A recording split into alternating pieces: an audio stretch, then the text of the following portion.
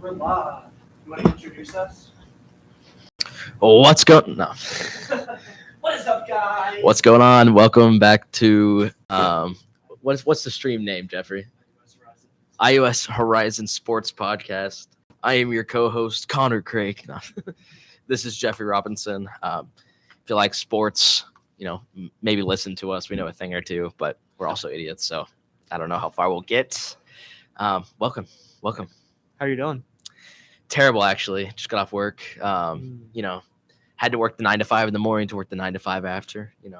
Podcast's life. I don't know what that means. Neither do I. Just came up with it. So, Are you suggesting that you podcast from 9 p.m. to 5 a.m.? Yep. This is shameless plug in the description. Now I'm playing. Actually, show up to the Middletown Verizon store tomorrow to meet your favorite podcast host, Connor Krake, and purchase an iPhone, preferably an Android. Preferably, yeah. Actually, that would be nice. Don't buy an iPhone because he'll stay poor. Yes. Well, you have a house, so doing something right. I guess so. I mean, I don't know. You ever think about because you have a house because you sell people Androids instead of iPhones? You mislead them every day. That's why you mislead. Have a house. I don't know if I mislead people. There definitely is reasons to get an Android over an iPhone. I don't love them, but like for certain people, it's nicer. Yeah. If you do any kind of media, it's good because like the camera's actually better. Yeah. But like when you send it across to an iPhone, it looks terrible. So, I hear that iPhone cameras actually aren't good not at all compared to Androids. Yeah, the whole 17 thing, right? It's like they have like 50x zoom or whatever. Yeah. They've like Samsung's had that for like 4 years. They're on like 75 or 100. I forget which one it is, but it's insane. Wow. Yeah. Why do you need to zoom in that far unless you're like some sort of creep? Yeah, that's fair. I don't know. I don't know. I think just the quality of camera, like they've like been filming in 4K for like 2 years on a phone. It's like stupid. Dang. Yeah, but anyways, we're talking about sports here, Jeff. Yeah, and we're going to talk about the Jets, who got their first win of the year this year. Huge collapse by the Bengals. The Jets scored 23 in the fourth quarter. At one point, they were down 31-16 with, I guess at the beginning of the fourth quarter. They were down 31-16. Roar back. It was 38-24. And Breece Hall just runs absolutely all over Cincinnati. He had a great game. Yeah, absolutely. Joe Flacco, not Joe Burrow. Joe Flacco played decently. Breece Hall, like I was talking about, 18 carries, 133 yards, 2 touchdowns. If you watched any sort of the press game conference. Oh, Breece Hall actually had a passing touchdown and a nice trick play. But did you watch that play? Yeah. It was so funny back in the end zone to steal the game. Yeah. From all the Bengals' hearts. Yeah, I honestly, I've tried to adopt the Bengals as my second team just because I'm such a big Reds fan. I'm always in Cincinnati. It makes sense. Right. Doesn't make sense this year. Unfortunately. But Breece Hall, 33 yards. It's by far the most he's had this year. Most productive game. And if you watched any sort of the post-game press conference, it was sad. Justin Fields was talking about how he's crying in his closet, praying a bunch, crying to his mom. No, I'm being serious. I know, I saw. It was terrible. I mean, like, I kind of respect it. Yeah.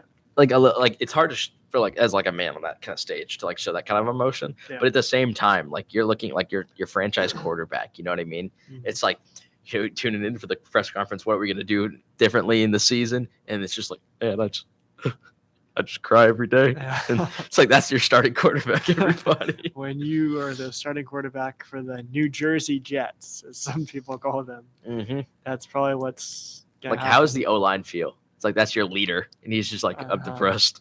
On the Bengals side, I made this joke on Sunday in a podcast that I did. It's like Joe Flacco. Joe Flacco is throwing the ball so much to Jamar Chase. It's almost as if he has a crush on him or something. Like the last 3 games have been absolutely absurd. Jamar Chase has received 12 targets, then 23 targets, and then 19 targets. Yep.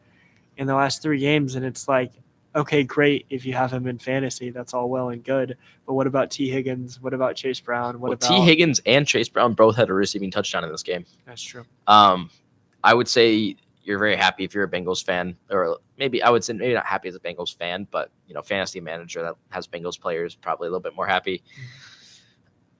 Now here's the interesting one. Did you see that Joe Flacco is not practicing?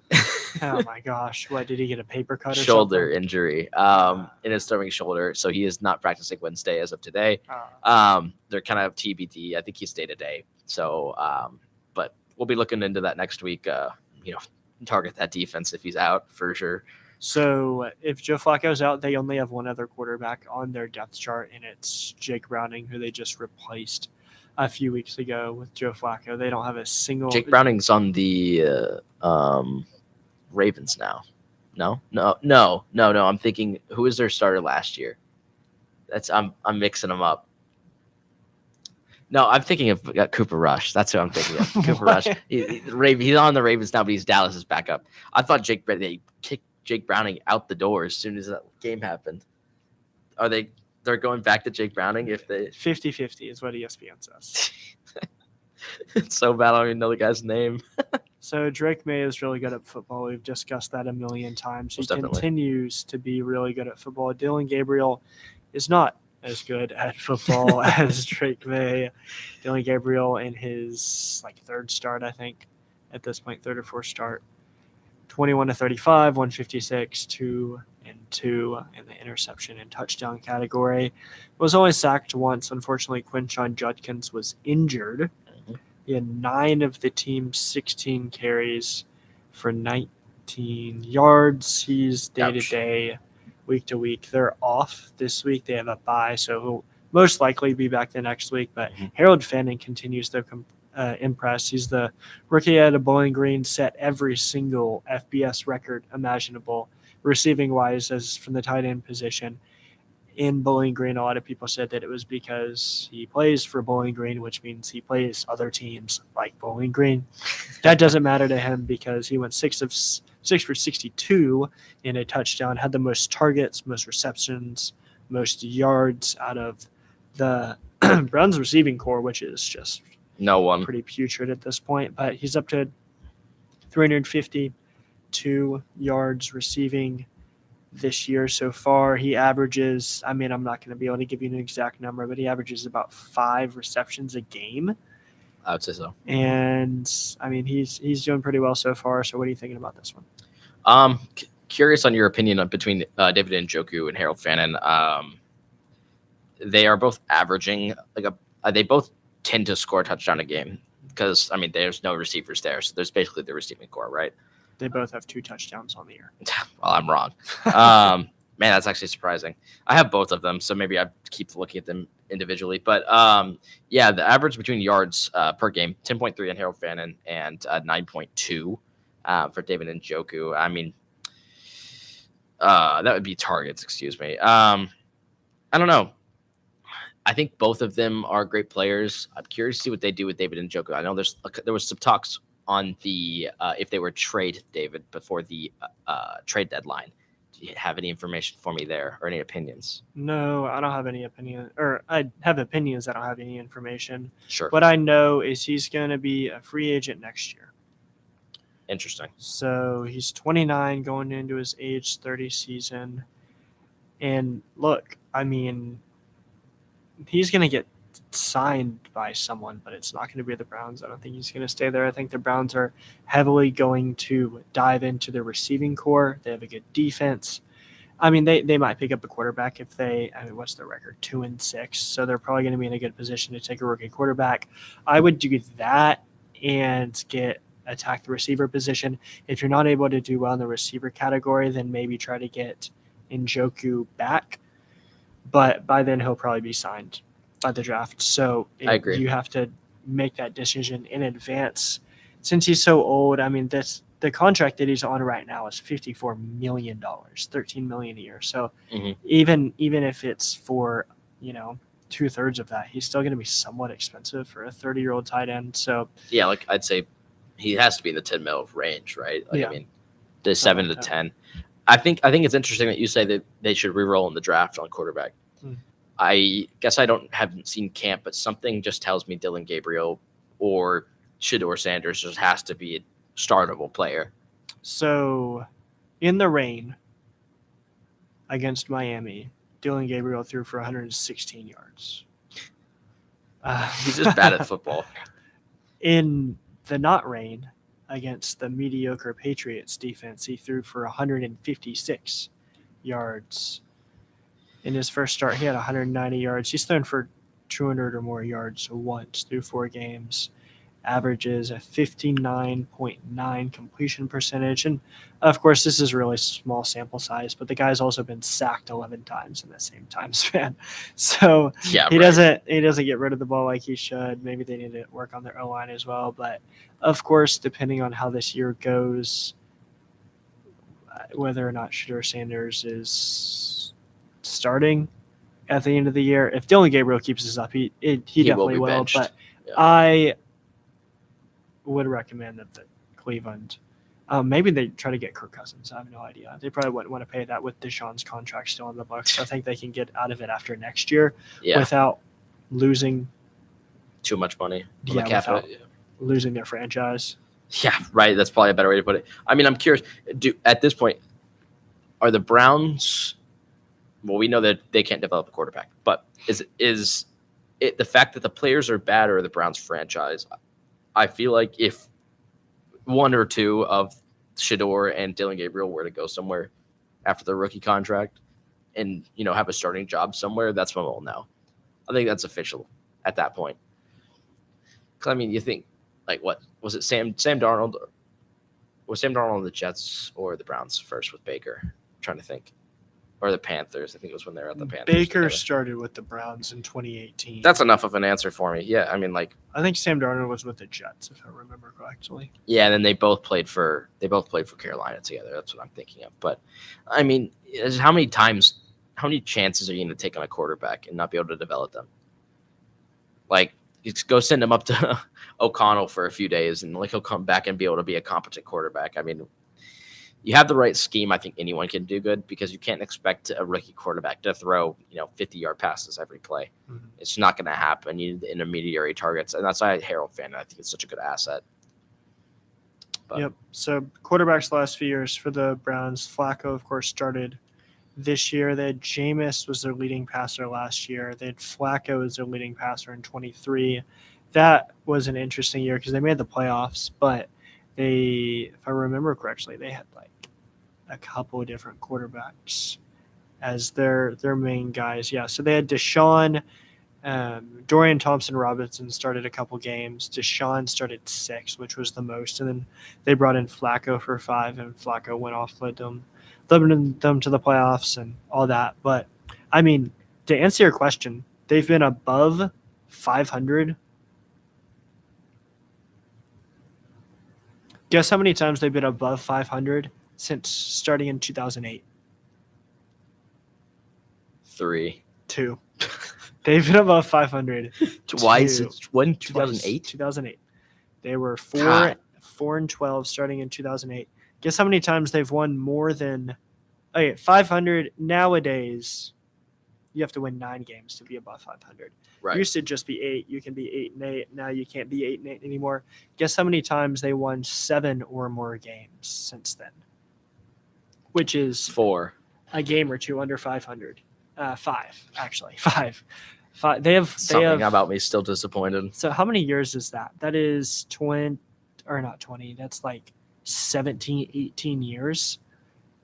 Of just bad. Yeah, they've lost 6 or less, or they've won 6 or less games 12 times. And it's not getting better. Yeah. Like they signed Deshaun like they did.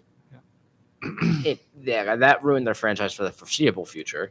But something has to change. Because they've gone through too many coaching regimes. It's not the scheme. It's the system. You know what I mean? Keep talking.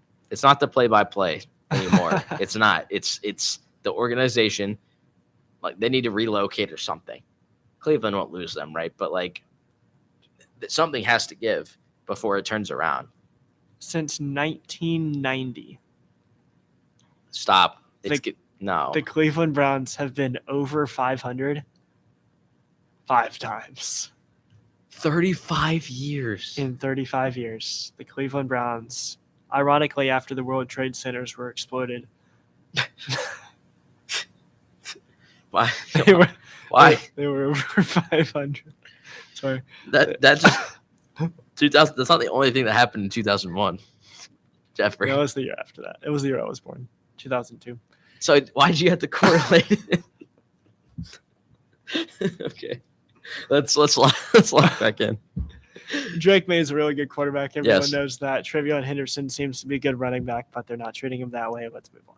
I have no idea what to do about Trevion, but anyways. The Browns are a perennial terrible team. So are the Giants, who just lost Cam Scatterbo to a terrible injury. Eagles look good again. They're 6-2. That injury was bad. Yeah, that's what everyone's saying. He's out forever.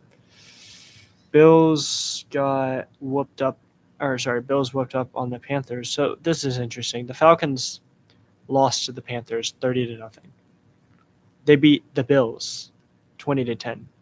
And then the Bills beat the Panthers 40-9. Interesting stat line there. Yeah. So I don't know what to make of that. But Right. Falcons suck. We'll talk about that in a minute. Yep. Bears got killed by the Ravens, which is really funny because no one for the Ravens is alive anymore other than Derrick Henry, who had 2 rushing touchdowns. Tyler Huntley, your quarterback from something was definitely different in that offense. I watched a lot of that game because I had lots of their players in fantasy. The scheme was different, which is so funny, is Tyler Huntley. Like, they didn't look better as a team. They were still very flat, right? I mean, the Bears just didn't show up, to be honest with you. But the offensive scheme, everyone looked a lot, brighter. Everyone was moving a lot faster. The plays were hitting. They were a lot more they're hitting the deep ball very well. I mean, Tyler Huntley's deep ball is like 30 yards, but they were throwing the ball well. Derrick Henry's getting downfield as always. Yeah, I think the Bears' defense is just not great. Their D-line's terrible. And so, Tyler Huntley had all the time in the world just to get the ball to Zay Flowers. I don't know. I think it's interesting. I am not surprised by it at all, though. The Ravens could have been a Super Bowl team if they had stayed healthy this year.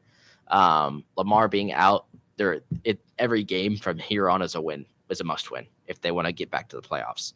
I mean, they were 1-5. It's 2-5 now. I'm not surprised that they came ready to play. I'm not. And with Lamar coming back next week, hopefully, I believe he's active this week. Yeah. I would not be shocked to see them go on an absolute tear. If the defense can stay healthy, I think they're really second string.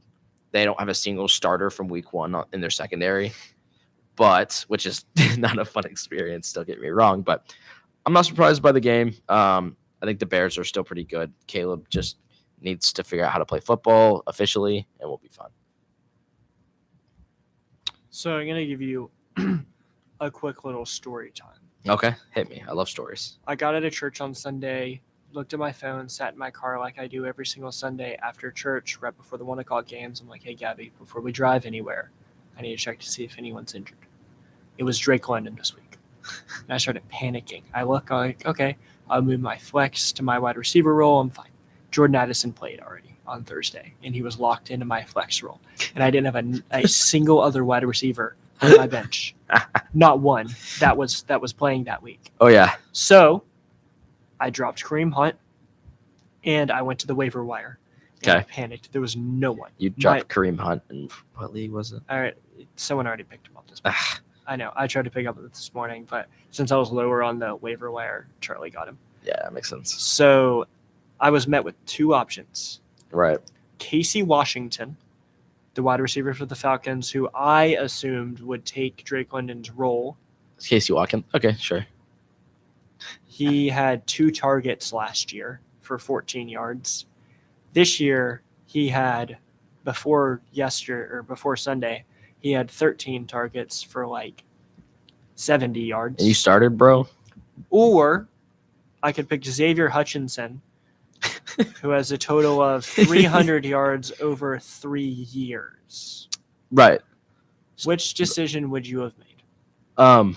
Because I am a ball knower, I'm going to go Xavier Hutchinson, knowing that he would score 17.9 fantasy points. I elected to go with Casey Washington, who had 1 catch for 25 yards.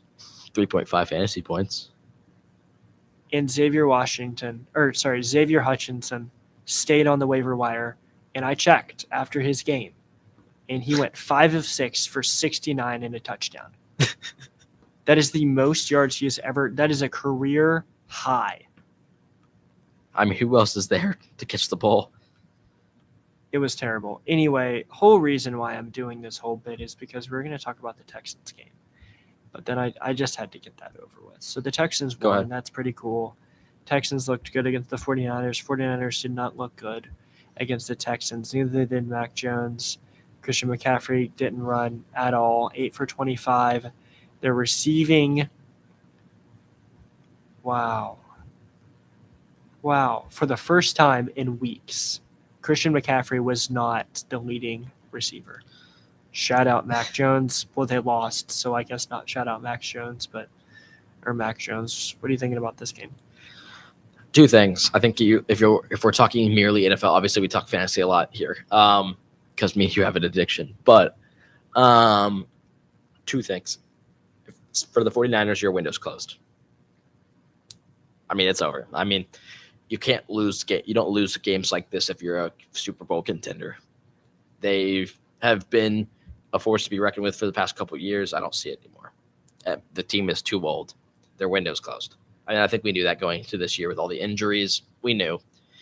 For the Texans, I think you're not praying the season goes much better. I mean, you're hoping, right? But it's not going to go much better than probably 500. You probably are like 2 games out, right? But, quarterback CJ Stroud looked pretty good. Those for, I believe, 3 touchdowns.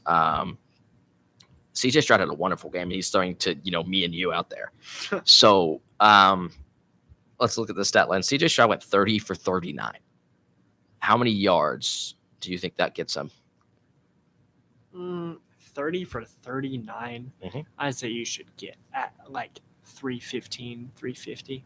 318. It's pretty good. Nice. 318 yards, 8.2 average yards per catch, threw 2 touchdowns on a pick. I mean, he just had a good game. And I think on the other side of the ball, you look at Woody Marks. I think Woody Marks is a really good day 3 running back.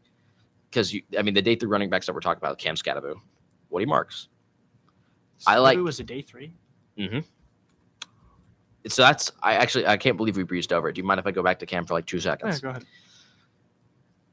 I'm worried. I actually am worried. He's a day 3 running back that,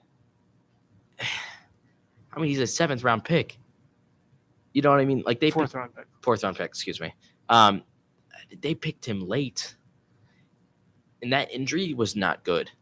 Maybe a wide receiver, you get your ankle dislocated, you might be okay. I don't know. I mean, it's Cam Scatterbo. He'll be back in like 3 games. Let me back up. But I'm worried about their career at this point. And I know it's early to say that, but as a running back, those kind of injuries really limit you. Like, he'll be out for the season. I don't know what his return time is. He just had his surgery went well. I have heard it's a dislocation only. I don't know if there's any other. I can't imagine he didn't tear ligaments. He had to have, right? I don't know if you saw the injury live, but unfortunately, I watched it happen. I was like, and everyone was like, "Ooh, it was not good." Long term, these type of injuries with running backs really tend to affect the career in the sense of just you're not as electric anymore. The cuts aren't as good. I mean, he is a bowling ball, so he never really was that elusive back that relies on his cut, like jump cut. But I tend to worry about that. So now you kind of look back at Woody Marks and him side by side. I think Woody Marks rest of season is going to be better, but he's getting most of the attempts. He's splitting carries with Nick Chubb. But here's the stat line: Woody Marks 11 for 62, and Nick Chubb 17 for 56. Woody Marks is averaging 5.6 yards per carry. He just looks better. He looks like a better back. I mean, Nick Chubb is like dead or whatever, but yeah. Let's play a game. Go ahead. Who has a better passer rating in Week 8? Okay. Dak Prescott? Okay. Or Joe Milton? Okay, trick question. I'm going to have to select Joe Milton on that one just absolute bomb touchdown that he had. Oh, my gosh. I loved watching that. Yeah. But hit me. What's the stat? 156.2 passer rating for Joe Milton. 3 of 4, 58 and a tud. Dak Prescott, 52.2 51.2 passer rating. 19-31, he looked terrible. 2 picks. Cowboys got killed. It was really funny. The receiving core was pretty much just CeeDee Lamb and George Pickens. They combined for 14 receptions, 19 targets, 150 passing yards receiving yards out of Dak Prescott's 188. So just glancing over this one, Denver wins big, 44-24 over Dallas, but J.K. Dobbins looked really good. R.J. Harvey got a couple touchdowns. Troy Franklin continues to look good. What's so funny about him, I picked him in the 20th round in our 2.0, and then I dropped him the same night. I thought I picked him up. Nope. Someone else did, and he's going off. So that sucks for me, but you know what? Life isn't – when life gives you lemons, you know, you don't turn it into freaking Cam Ward because Cam Ward sucks. Cam Ward is just miserable. Daniel Jones looks good, though. 21 of 29 for 292 and 3 touchdowns. Oh, when does it end? Colts destroyed the Titans 38-14. Cam Ward was sacked 4 times, 76 passer rating. Jaimir Dyke. That's a funny name. Oh, yeah. He is a Dyke. He doesn't. Okay. He led. I'm waiting for this. He led he was drafted this year. Yeah, he's a rookie. Huh. Guess I'll have to pick him up. Him and Joey Chestnut, both of them. Yeah, no, that's a good name. Anyway, I don't really have much to say about this other than the Colts offense runs through Jonathan Taylor first, and then Daniel Jones and Michael Pittman. They don't really have anyone else other than Tyler Warren. Yeah, I mean, Cam Ward.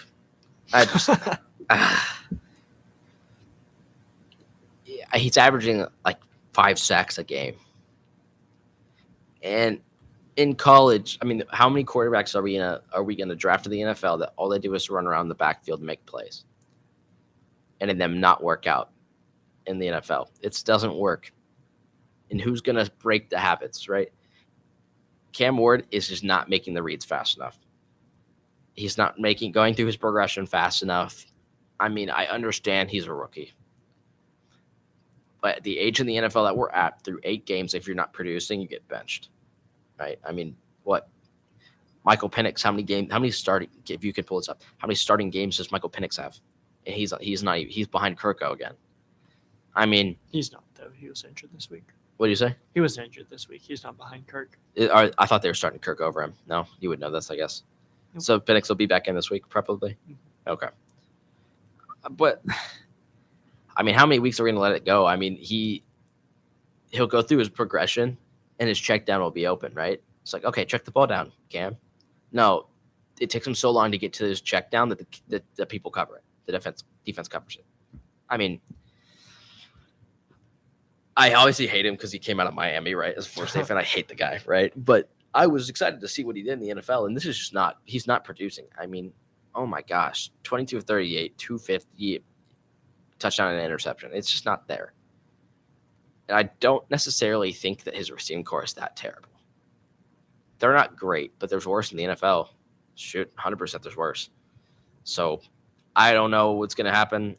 On the flip side of things, Danny Dimes, boy. That brother looks good. I don't know. Rest of season. Let's do some rankings for you. To produce, let's go fantasy. To produce, would you rather have Daniel Jones or rest of season Jaden Daniels? On fantasy? Mm-hmm. I don't even know what Daniel Jones is doing this year fantasy-wise. I know Jaden Daniels hasn't been that great, partially because he's been injured. Rest of season, honestly, we're talking redraft, right? Yeah. I will give you a little bit of a stat line. Daniel Jones is the quarterback 6 on the year. He's averaging 20.7 points per game. Before you said that, I was going to say Daniel Jones just based off of what I know. Okay. Without any fantasy help. But, I mean, what do I know? I haven't won any fantasy championships. So, would you rather have Daniel Jones or Dak Prescott? Dak Prescott. Even though Dak Prescott freaking sucked this year. I will say Daniel Jones does look more consistent. I would completely agree. He looks very competent, and he has a little bit of rushing upside. If it is not the same fluke that he did to the Giants to get the contract, if he produces any more than one, week 1 next year, if he's a starter and he throws for 300 passing yards, I'm sold. I think I'm already sold, but I just don't want to admit it. Like, no one wants to admit that Daniel Jones is a good player, right? But I mean, how about this? Would you rather have Daniel Jones or Jordan Love rest of season? Oh, yeah, Daniel Jones. Oh, Tony Pollard's injured. That sucks. Dropping like flies. That's my RB2 this week. So let's do the 2-minute warning. And then we can, I don't know, maybe do a live trade. Ooh, let's do some trades. Yep. I don't know. But this is a 2-minute warning powered currently by McDonald's Dr. Pepper that I was just drinking a few minutes ago. But let's go. We're going to talk about the Bucks first. I honestly, in honor of Greg, who's not here today, I would talk about the Raiders, but they didn't play this week. But they are going to start Aiden O'Connell instead of Geno Smith. I'm interested to see how it goes. I think it's going to be very beneficial for them. I know he's excited about that. What do you think happens to Chris Olave? Interesting, because we're talking about the Saints now. Yeah, Chris Olave rest of season. I don't know. You're getting the two teams mixed up. I know I flipped it there, but I actually do want to go into that. I was just going to ask you about it. Rest of season, super mid. Because the last few years he's been mid, keeps getting hurt. He's finally not hurt this year, but now they're transitioning from Spencer Rattler to Tyler Shuck. Yeah. Sorry, that's a mistake. My brain's fried right now, I guess. Who I actually thought he looked pretty good, personally. The stat line doesn't say it. I watched the game. I thought he looked good. Mediocre. Above at least competent and average for your very first start. I mean, he didn't even start very first game without being able to start, without having the week to prepare as the one in practices. So I thought he looked fine. Olave, he's a wide receiver too. He's the flex. There's nothing that's going to be more than that. Honestly, I'd probably try to trade him if he has any sort of value. Mm-hmm. And cool. Yeah, so what do you got to say about the Bucks? Definitely happier than last week. Yeah. I mean, you get smacked by the Lions like that. You just try not to talk about it. I am not exactly satisfied with Baker Mayfield at the moment. Back-to-back weeks, he has not looked great. For my fantasy team. Yeah, he looks like he's back on the Panthers again right now. Stat line for this week, 15 for 24, 152. No touchdowns. No interceptions. I will say, big difference from him last year is he's not turning the ball over as much, which is helpful. He had a fumble. It's funny. I'd look at him in fantasy, and there'd be 2 interceptions and a fumble, but he'd still drop 36. I'm just like, what? It's okay. So I'm still happy, but gosh. Yeah, I mean, Ibuka had 9 targets, 3 receptions for 35. And the hard part is it wasn't like he had bad drops either.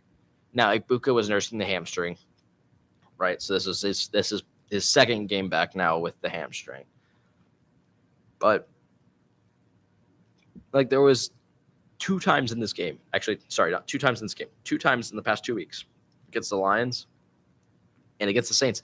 They have him open in the end zone. The same ball that he has been thrown all season long. That nice 30-ish, 30 to 40 yard pass, right? So a deep pass, but not crazy. And Baker just misses him. I mean, that's Baker's butter. He makes in those situations. I mean, that's the part that I love about him is he's not afraid to throw the deep ball. And even if it's double coverage, it seems like our receivers come down with the ball. It's Mike Evans. You know what I mean? They're going to come down with the ball. Ibuka is showing, that 50-50 ball is 70-30. But if Baker can't hit him the way he has been in the past, I'm actually nervous, genuinely. Because if we're going to go 3 for 9 on intermediary targets and not be able to hit the deep ball, if we're playing anybody but the Saints, you're going to see the same thing happen as we did against Detroit. So I'm hoping we can turn it around. Something's not clicking there. In the bye week this week, we're 6-2 at our bye week. I can't complain about anything. We look great. Team looks good. Defense looks really good. Yeah. So offense is just a bit stagnant over the last 2 weeks. Yeah, and honestly, I think it can happen, right? I mean, we were looking a little bit too electric, even with like Tez Johnson going for like 50 yards and touchdown, like random, like I don't even know what draft pick he was. Yeah. But yeah, the game looked. I mean, we played a good game. I just hope Baker can turn it around going forward. That's kind of my 2 cents. Falcons lost 34-10 to the, at the time, 1-6 Miami Dolphins, and despite an elite run game and Michael Penix's strength in play action, the Falcons are 29th in the league with 31 play action passes. That's really aided the inability to move the ball, the inconsistency offensively. They're super predictable. Kurt Warner, former NFL, of course, NFL Hall of Famer, now pointed it out on Twitter or on X. He was talking about how predictable the Falcons offense is. Yep. And despite the Dolphins defense coming into week 8 as the 29th best rushing defense in the NFL, 29th. Bijan Robinson gained, that was weird. He gained 25 rushing yards on just 9 carries before they were too far behind to run the ball. And to talk about the passing a little bit, like I get Kirk Cousins may not be the best play action passer in the league, but this has remained consistent all year, even with Michael Penix. I mean, Kirk Cousins looked terrible. He didn't even come close to throwing for 200 yards. He was getting booed in the second quarter after he missed a wide open Kyle Pitts, who went off in this game on National Tight Ends Day. I did start him. I actually was just reading my article. That's what I was just saying. The words I was just saying was the article that I wrote. Nice. I also wrote an article about Kyle Pitts and National Tight Ends Day. I clicked the link in the bio, bro. How I thought it'd go off, and he went off. 9 targets, 9 receptions, 59 yards. No touchdowns because the Falcons can't do that. But anyway, I digress. We can talk about fantasy football now. That's what I care about. No, I'm not letting you get out this fast. Okay. Let me ask you a couple questions about the game. Sure. 2 things. Yeah. I mean, you lose a game like that. It's hard to be. I mean, your expectation is you hope you make the wild card. It's kind of the same thing as who lost big this week again? Those we were just talking about. It's kind of the same thing as the 49ers, right? I mean, it's just no one's scared to play you. You know, I was gonna mention that dude, Bijan Robinson. If you had to guess how many carries he had in the first half, like 5. Yeah, you gave arguably the best running back in the league right now. I mean, CMC and him. 5 carries the entire first half against the worst running defense. Dude, I don't understand. Arthur Smith came back for a week. I mean, like, I don't know. Would you say as a Falcons fan it was the scheme or just you guys didn't show up? No, the scheme's terrible. That's what I'm talking about with play action. It's just super, super inconsistent, super readable. And just to give you a little bit of stats, once again from my article, through the first 3 games, the Falcons ran the ball 70% of the time. They lined up in the pistol formation. Mm-hmm. They threw the ball. Oh, and when they ran 70% of the time, Bijan Robinson was standing 8 yards behind the line of scrimmage. I think it was 6 yards when he received the ball. So he's standing. So he's almost giving the play 20 away. feet. Yeah. Even if they know, it's pistol, he might run the ball. There's a high chance he runs the ball. Great. Whatever. There's plenty of situations in the NFL where they know you're going to run the ball. They just have to stop it. He's like 15 to 20 feet behind the line of scrimmage. So he has to run for a second or two before he even gets to the line of scrimmage, which puts more strain on the offensive line, which means blocks can easily get broken because you have all the time in the world, and it's just terrible. And shotgun's even worse. They threw the ball 93% of the time when they were in the shotgun formation. 93% of the time they threw the ball. So even a casual fan can dissect and predict the offense with this type of repetition. It's ridiculous. The Falcons are the 5th worst in the NFL in points per game, and they have scored 10 or fewer in 3 of their 7 games. The last time we saw this type of offensive inefficiency, this type of offensive crappiness, was 2018. It's the last time the Falcons were this bad offensively. Ouch. Bijan Robinson was a junior in high school in 2018, just for some reference. I mean, I just don't. It feels like all the pieces are there. You look at, you have a top 10 wide receiver, a top 3 running back. I mean, is it where would you put Penix? I mean, like, you hope he's a top 12 quarterback, right? So I think London's probably a top 15 wide receiver. I'd have to let's look it up. Top 20 wide receivers in the NFL, and we're gonna dissect this, and we're gonna see. So PFF's entering this season, their top 20. Oh gosh. Oh gosh. Yeah, this is gonna be so different now. Wow, entering week 1, PFF. Okay. The PFF. And I have at least in fantasy. Here, let me pull up stats. Yeah, no. Just look up PFF. Okay. Top 32 wide receivers. And then it should show you entering the season on May something. They posted this article.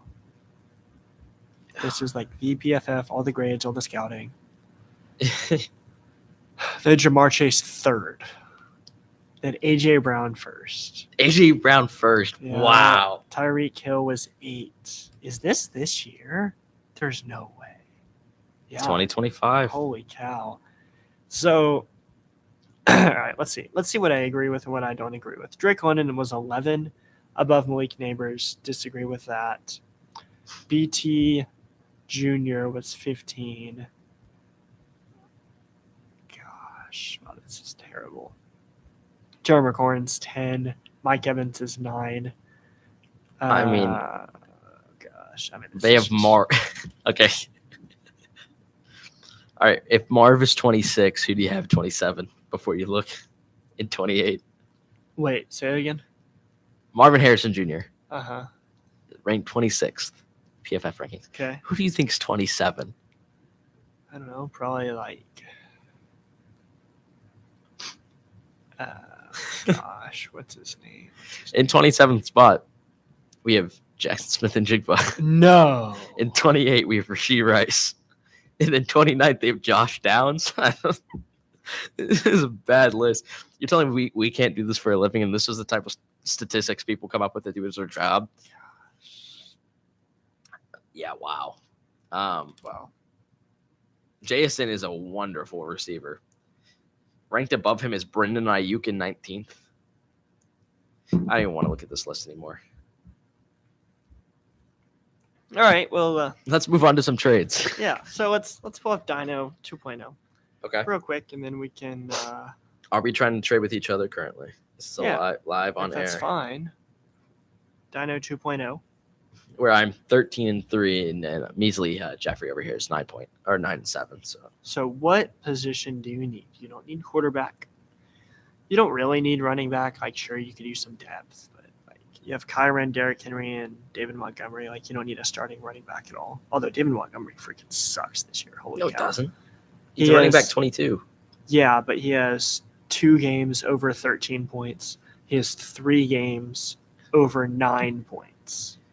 Yeah, I mean, whatever. He's had his bye. That's why he's so far down. 3 games over 9 points. Yeah. Anyway, so you could use you need Tony Pollard? No, I don't. Yeah, let's look at this team. I would love to have Rashee Rice. Okay. So you want a wide receiver, and I want a running back. I've been wanting Kyren Williams. And I'm not trading was 1-for-1 Kyren for Rashee Rice. Gosh, no. I don't think we would be able to make a trade there because I couldn't give up. With him having no depth at running back, I couldn't make a trade there. Oh, you can have Pollard. I'll throw Pollard in. Yep, Pollard and Rashee Rice for Kyren Williams. No, not a deal. I would not. Sold. Any chance I'm getting Jamar from you? No. Rashee plus. What's the plus? Rashee, Tony Pollard. You're going in the wrong direction here. You want players, right? Yeah. Oh, this is actually interesting. You're gonna have to give me a haul. What about? Would you want RJ Harvey? No. Okay. Rasheed. No picks, or do you want picks? No picks. Okay. Dang. I have Tim Tebow as of like an hour ago. Oh my god. I have Puka Nacua. So let's go. Do you want Drake London? Did I just break these? No. Do I want Drake London? That's correct. No, I do not. All right. Well, free. Quinshad Judkins, Rashee Rice, and Puka. I'd do that. Yeah, 100%. Oh, really? You would do Puka, Rice, and Judkins. Oh, Puka. Oh, no. Okay. I was like, oh, yeah, no, it's a good deal. It's a great deal. You want to give me Dak? So Ooh. Jamar and Dak for those three players. Oh, I'm not giving you Puka. Oh, gosh. But wait. It's Chase. I know it's Chase. Let's see. Like I don't worry. I would hurt. It would hurt my soul too. I'm not like. Right, hold on. Let me visualize this real quick. So Jamar Chase. Oh gosh, Rashee Rice and Puka Nacua. No, I'm not giving you both of those. You looked at it. You're like, nope, never mind. No, I can't. To be honest with you though, the average per game, both of them average what he averages. Rashee Rice and Puka. Yeah. Yeah, Rashee Rice has averaged 24. Wow. Because he's 2 games. But Puka averaged 23 before he got hurt. And that's with the 4 points that he put up in week 6. So he averages like 25, 26 a game. I'll give you Dak for Puka and Rashee. Just Dak. Interesting.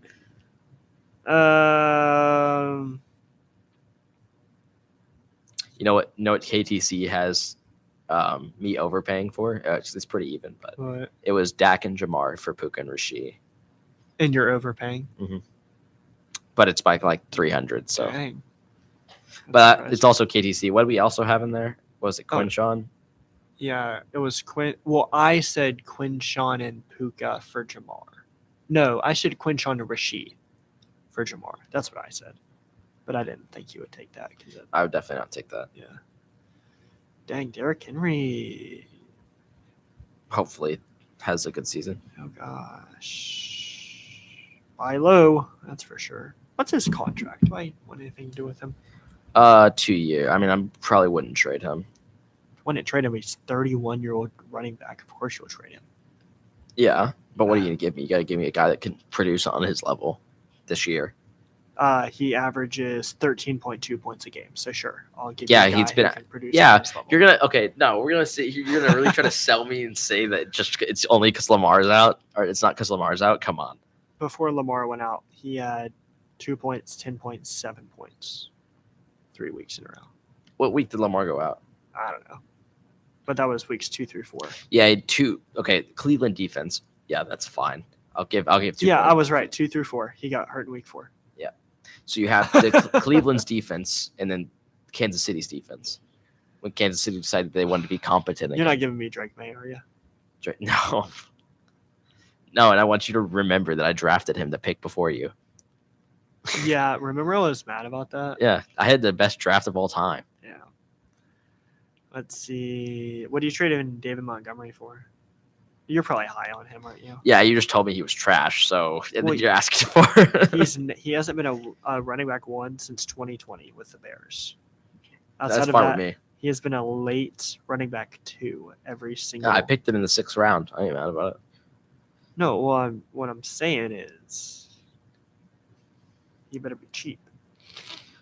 Would you do Montgomery plus for Quinshawn or James Cook? Oh, James Cook is like he's him.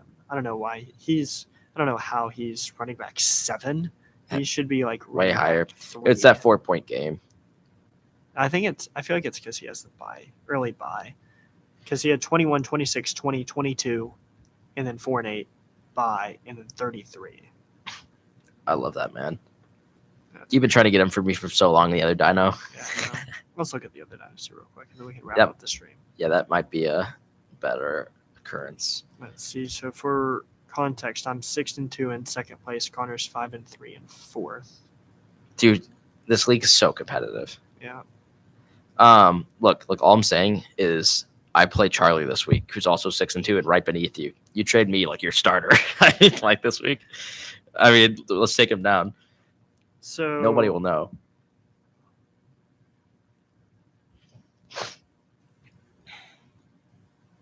Let's see. Any chance you would trade anyone for just picks in this league? I would love to get rid of some firsts. You want your first back? You have my first. That's how you get for AJ Brown. It was first and RJ Harvey. Easiest trade of my life. Interesting. I don't know why. No, when he sits on your bench. Okay, no, look, watch. This is I need Hampton. You're gonna have to give me Hampton. Oh, let's make something happen. Okay. I'm down. Yeah, he is for sale. All right, then what do you want? A lot. A lot. Brothers played 5 games in the NFL. Stop. Why do you want him, Jeff? Why don't you explain to me why you want him? He's not worth more than 2 firsts, though. Yeah, I know that. Because you said a lot as if it was going to be Jamar Chase level. No. But he's worth. I can pay because I care less in this league. I would want JSN not 1-for-1. I would probably put them on the same level. Not this year, because JSN's been insane this year, right? But like, let's outlook. I would say probably they're even, but I would have to pay you more because JSN this year. You wouldn't give me JSN for like. This one's interesting. Omari and Hampton, and Emeka Egbuka. Egbegbu for JSN and Brees Hall. Oh. Yeah, isn't that funny? I don't know if I'd take that. Maybe my future is gone. JSN's so freaking good though. 13th overall and number 2 wide receiver, averages 22 points a game. Yeah, that's tough. That would hurt a lot. All right, let's see. Less high key trade, but I still want Hampton. Would you want? I mean, all of my running backs are for trade except Bijan and Bucky Irving. So you can have any of them. I don't care. All right, I would like that Brees. Okay. Oh yeah, we can definitely do that then. I'm actually higher on him. Yeah, me too. I think he's going to get traded this season. Yeah, that's why I'm trying to get him from Joel in the other league because I think. Could you take a first? Could you get rid of him for a pick? I'd want Hampton. I wouldn't give you Hampton for Brees. If I'm giving you Hampton's going to be on the level of Bijan or. I mean, I wouldn't tell you. No, I actually feel like Brees and Hampton. Like, I understand why you wouldn't want to do it, but I feel like that'd be a fair trade. To be completely honest. 1-for-1. Yeah. Yeah, I see that. That's what KTC says. Yeah. And we always have to take this stuff with a grain of salt. What'd you say? We always have to take the KTC stuff with a grain of salt. Oh, yeah, no, I know. If anyone's listening to this, what do you think about Brees Hall for Murray and Hampton in a dynasty league? Yeah, let's go look at the comments real quick. Yeah, because I really feel like that'd be fair. No, like I said, I understand why you wouldn't want to do it. It's close. We're about 1,000 off. Having me add's kind of crazy. Huh? Having me add is kind of crazy. Let's see. You want Mike Evans?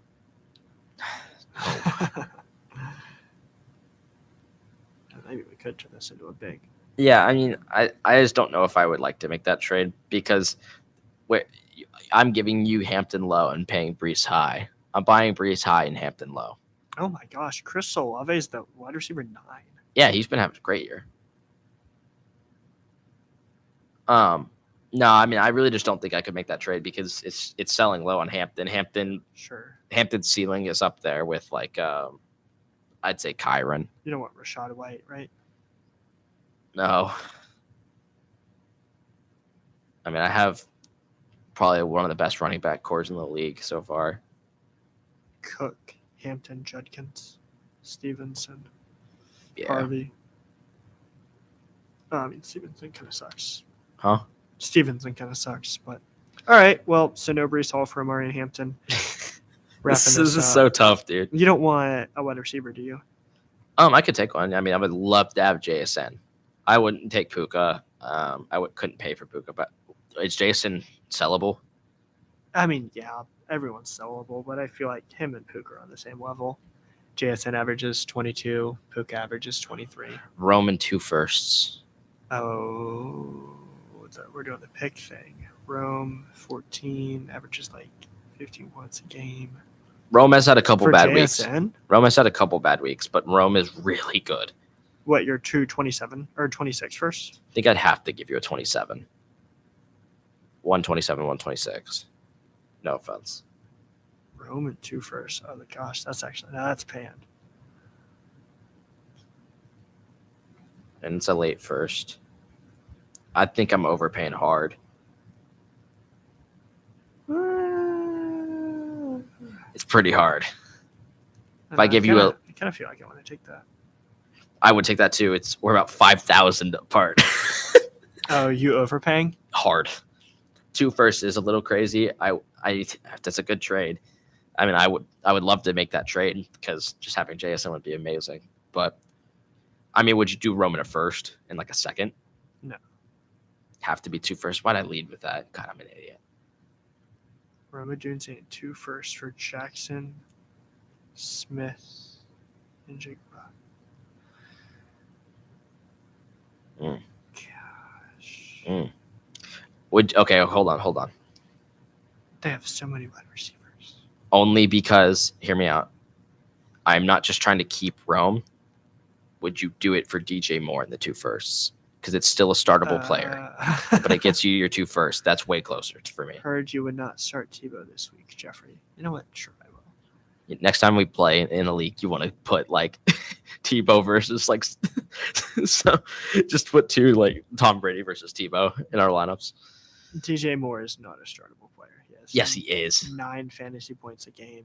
He's a flex. Yeah, he's a flex. You hope your flex hits 10. Well, why would I go from Roma Dunze to DJ Moore? I'll think about that trade. Send it to me. I'll think about it. I can't send you 2 firsts. Let's wrap this up. All right. Thanks for listening. Thanks for talking. Thanks for everything, everyone who's listening.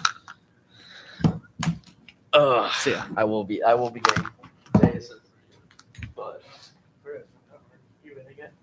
Yeah. I don't know. I mean,